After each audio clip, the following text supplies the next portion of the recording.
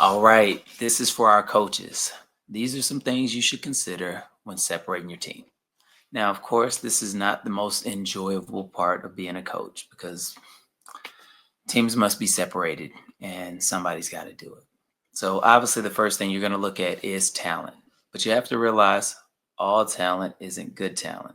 If that talent has a me over we attitude, or if that talent doesn't value executing plays or doesn't show up to practice, maybe that talent is one dimensional and they're your best shooter and all they value is the shooting, but they don't value defense and rotations and communication. Yes, they can play a role on your team, but their values are always supersede the bigger roles that you want placed within your team.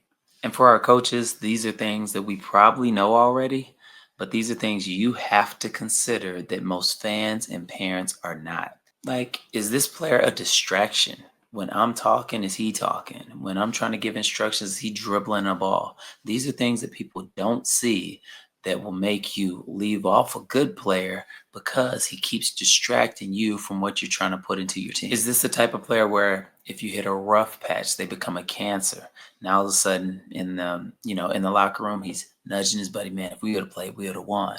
Or coach doesn't call the right plays. When you have players that never take accountability and they always have somebody else to blame, they become a cancer. Other kids follow suit and then it becomes one big tumor. So you got to cut it off. Otherwise, you won't have a team. Here's a big one. Is the kid gonna value voices outside of the huddle?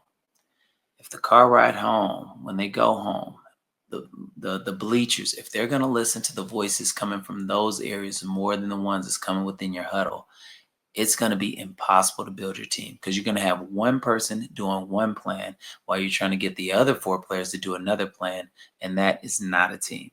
Obviously, you got to consider your style of offense and defense. If you run an offense where you run five out, maybe you need some really good cutters and good playmakers and passers.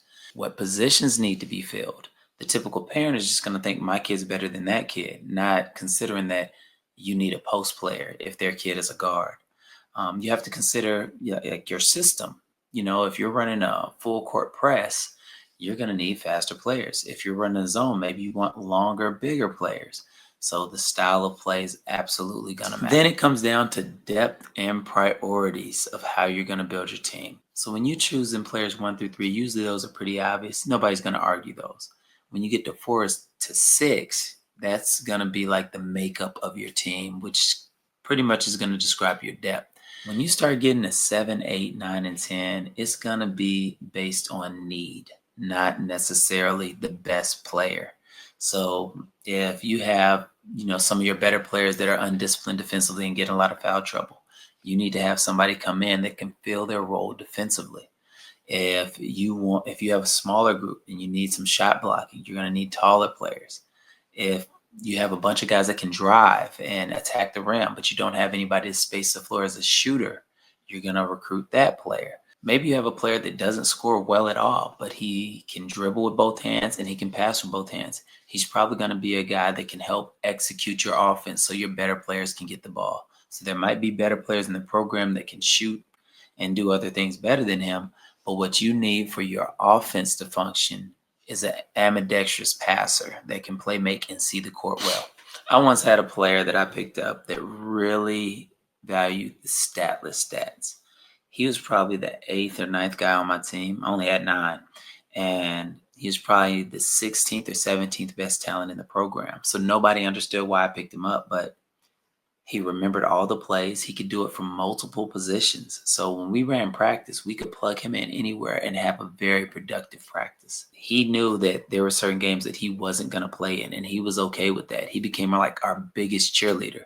There were multiple times where he'd say, hey, coach, when they call 2, they're going to set a back screen, and he'd tip us off so we could better guard those other players and other teams.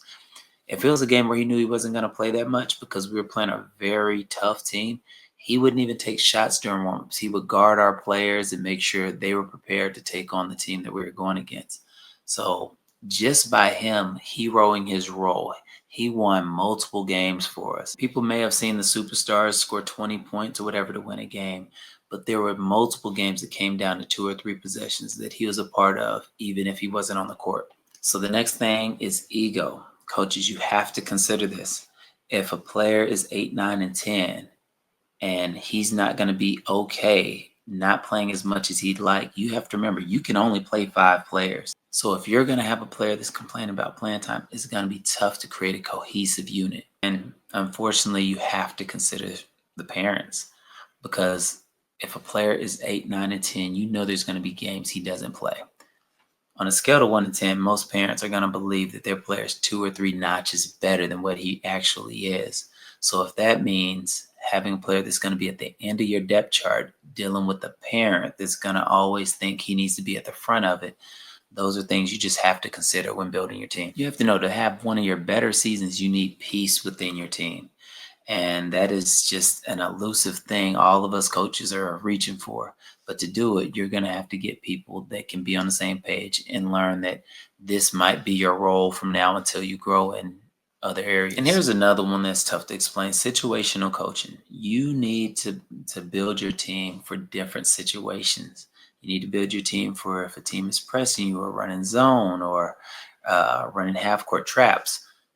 Coaches are going to throw things at your team to try to win. If you don't have a team that's built to deal with that, it's going to be tough to win some of those tougher games. If you're running a program and there's a player who's supposed to be maybe the point guard of your future, but on the top team, you have already 2 or 3 point guards and he won't get a chance to lead a team, maybe it's best if he's on the lower team. Those are always tough conversations to have because you're doing it for the player. But at the same time, if he's on the team that he wants to be on, you can't put in that player what you want to.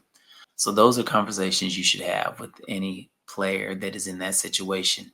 Let them know that, hey, this is where I see you going 2, 3, 4 years from now. But this year, I need to start preparing you for that role that I see for you in the future.